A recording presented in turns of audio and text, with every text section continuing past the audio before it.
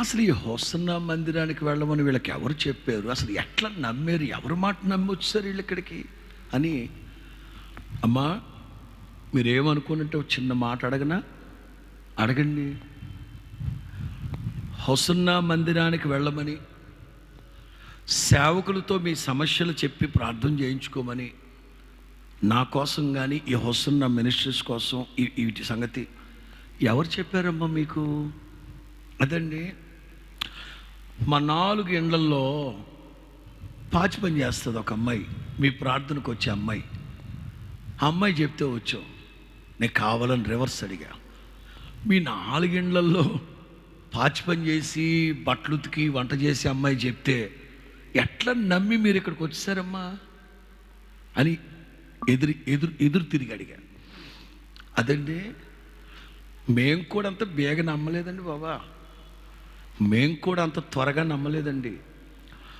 సంవత్సరం రోజులకు పైగా ఆ అమ్మాయి పద్ధతి, ఆ అమ్మాయిని గమనించి ఒకరోజు మేమే కూర్చోబెట్టి అడిగాం. అప్పుడు చెప్పింది ఆ అమ్మాయి. ఏం చెప్పింది? అసలు మీరేం అడిగారు అమ్మాయిని? మన ప్రార్థనకు వచ్చే ఒక సహోదరి ఆ 4 ఇండ్లల్లో పాచి పని చేస్తుంది, వంట చేస్తుంది, బట్టలు ఉతుకుతుంది, సంవత్సరం రోజులుగా పని చేస్తుందట. ఈ 4 కుటుంబాల్లో ఉన్న ఈ ఆడవాళ్ళు ఒకరోజు, అంటే ఆ అమ్మాయిని గమనించారు, సంవత్సరం రోజులుగా వాళ్ళ ఇంట్లో పనిచేస్తూ ఏ రోజు బాధపడ్డట్టు కానీ, కష్టపడ్డట్టు కానీ, కన్నీరు గార్చినట్టు కానీ, విసుక్కున్నట్టు కానీ, ఏదో దుఃఖ సాగరంలో ఉన్నట్టు కానీ లేదట. ఆడుతూ పాడుతూ పని చేసుకొని సరదాగా వెళ్ళి వాళ్ళు ఇచ్చే డబ్బులు తీసుకొని వెళ్ళిపోవడం, వాళ్ళ దగ్గర ఎక్కువ అడగకుండా వాళ్ళు ఎంత ఇస్తే అంత తీసుకొని వెళ్ళిపోయి సంవత్సరం రోజులు హ్యాపీగా ఉందంట. అది చూసి ఈ 4 కుటుంబాల్లో ఉన్న ఆడవాళ్ళు కూర్చోబెట్టి, అమ్మాయి నీకు ఆర్థిక సమస్యలు లేవా? ఏమడుగుతున్నారమ్మా? ఆర్థిక సమస్యలు ఉండబట్టే కదా ఆత్మాభిమానాన్ని చంపుకుని మెన్నులో పాచి పని చేస్తున్నాను. కరెక్ట్. మీ ఆయన నిన్ను పూల్లో పెట్టి చూసుకుంటాడా? లేదు. అవునా? మూర్ఖుడా మీ ఆయన? బహు పనికిమాలినోడండి.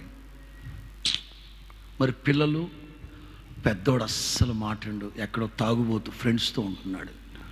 చిన్న కొడుకు, చిన్న కూతురు, నేను అద్దింట్లో ఉంటున్నాను. ఇన్ని బాధలు, ఇన్ని కష్టాల మధ్యలో ఎట్లా అమ్మాయి, ఎలా ఇట్లా ఉండగలుగుతున్నావు? ఎలా?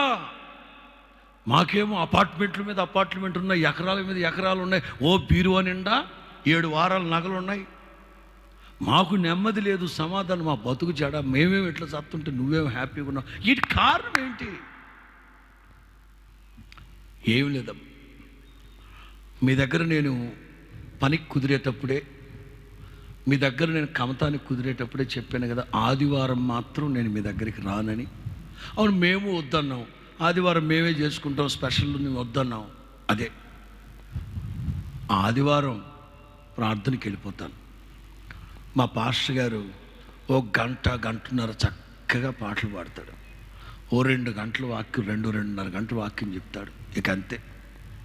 ఆ స్తుతి ఆరాధన, మా పాస్టర్ గారు చెప్పే ఆ వాక్యమే ఎన్ని శ్రమలు వచ్చినా, ఎన్ని పోరాటాలు వచ్చినా మొక్కవోని ధైర్యం, విశ్వాసంతో ముందుకు నడిపిస్తుంది. మా పాస్టర్ గారు చెప్తున్న దేవుని మాటలు